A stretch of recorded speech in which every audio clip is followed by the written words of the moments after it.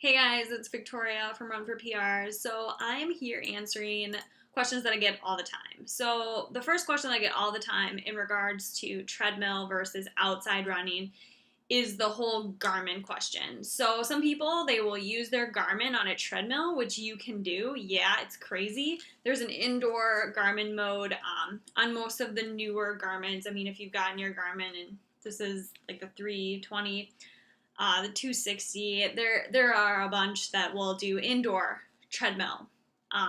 Basically, all this is doing is that Garmin is going off of your hand movement and it's counting like how your hand is moving. It's like a pedometer, and then it's going to, I think you're running this pace, and it's just guessing. A treadmill, what a treadmill does is your belt is a certain length and it's going at a certain speed over time. And so my question to you would be, if you're running on a track and you have your Garmin and you know the track is 400 meters and you run it, but your Garmin says 0.2 and you know it's 400 meters because it's been measured before, how far did you actually run? And I know that we're so reliant on our technology that sometimes we think, oh, our Garmin is always right, but false. The Garmin is not always right. Definitely not. It can usually be right, but on the treadmill, it is especially wrong. When a Garmin is really good is when the GPSs are loaded, but even then, it can be a little bit off. So do not trust your Garmin on the treadmill. Always go off with what the treadmill is telling you, unless you're using some super old janky treadmill that's just like completely wrong and you know it is. And you're at some like hotel gym from like the 1980s or something and it's never been calibrated. That's pretty much the only time. I mean, if you're going to like LA Fitness, Lifetime Fitness, all those treadmills, they're going to be calibrated. They're going to be correct. Always use the treadmill distance. Another thing that I get asked a lot is, do I put a percentage grade on my treadmill when I run on my treadmill? No. And the reason that I don't do that is because I live in Minnesota. And so Minneapolis is like pancake flat. There are a few places that have some rolling hills, but pretty much it is like so flat. I mean, there's just the land of 10,000 lakes. If you've ever ran around a lake, it's pretty flat. So, I mean, we're talking pancake flat here. I don't need to do a lot of like rolling hill simulation to make it comparable to what I am doing outside. And a lot of people think, oh, you need to have it on 1%.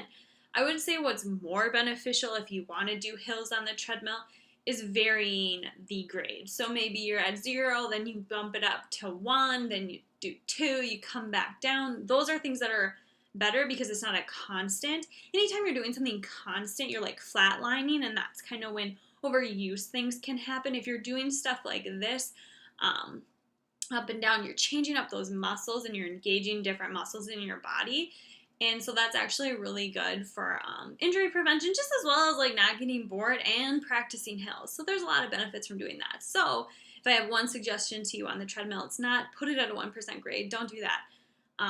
Just changing the grades. And it doesn't have to be all the time. You could just shoot up to a 2% grade every 5 minutes for 30 seconds. I mean, it doesn't have to be anything crazy. I don't like hills, so I usually just stay away from that. If I was training smart and if I was coaching myself correctly, I would make myself do a little bit more of the rolling hills on the treadmill, but we're all human, so. So some of the pros to running on the treadmill would be it's easier on your body. A lot of the times when people come back from injury, when I've come back from injury, my doctor will say, run on the treadmill first because it's less impactful on your body. And there's a lot of truth to that because if you've ever been on a treadmill, you can kind of feel it giving way to you. The ground does not give way. When you are running on asphalt, you are just slamming down on it.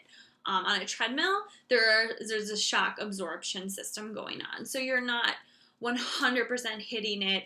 It's giving you a little bit. And so that's going to be a little bit easier on your body. Not a ton, but it might allow you to run for longer or run more miles with less risk of injury. I know that I have noticed if I do a 20 miler on the treadmill versus 20 outside, it's two different beasts to recover from. A 20 miler on the treadmill, yes, it's difficult. It's aerobically hard, but I find that I am not as sore the next day. It won't take me multiple days to recover from like it would if I do it outside.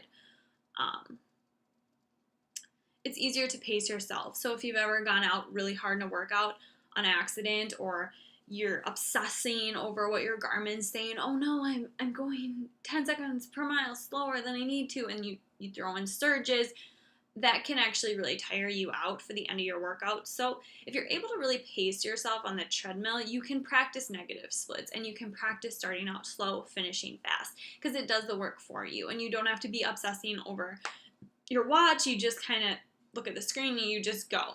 And that can be really helpful for people who are struggling with keeping that constant pace, or if it's your first time doing a workout, it might be a good option to try it on the treadmill.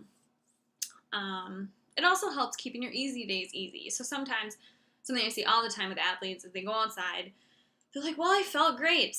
Chances are, if you're feeling good and you're going outside and you're more of a beginner runner, you're not, I don't know.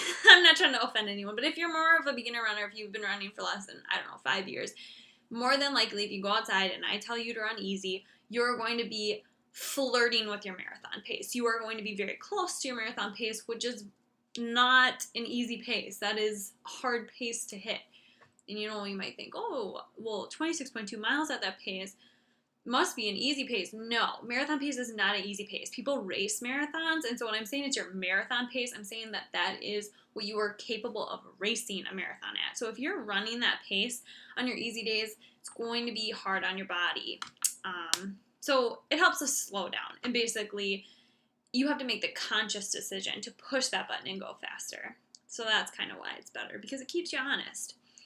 And it's also easier to run without having to worry about weather, road conditions, and you can listen to your music, have water. It's just more kind of convenient for some of these things. So running outside has a lot of benefits. So I said earlier, the treadmill is easier on your body. Well, the flip side to that is that running outside is harder on your body, which could actually prepare you more for race day. So some people, they should really be practicing where they train. That's their philosophy. So I kind of go off of that as well. I think that it is beneficial to do some of your workouts and easy runs outside. That way you're kind of familiar with different weather things, different grades, different courses, just so that it's more from the neck up, It's more in mental than anything else, that you've ran in the rain, that you've ran when it's 100 degrees, because you feel tougher, and then when you're exposed to it on race day, you can kind of say, well, I've done this before, I know I'll be fine. Whereas if you're always going on the treadmill and inclement weather, and then you have to race in it, it might not be as pretty. So another thing that's better about running outside is, let's be honest, it's more enjoyable for the most part. There's just running paths, going outside, being in nature. That's really what the sport's all about. So it's nice to kind of get out there and be able to kind of do your thing. So I hope that this helps shed some light about the mysterious treadmill. And if you have any questions, you can leave them in the comments, or you can email me, reach out to me on Instagram, anything. So thanks.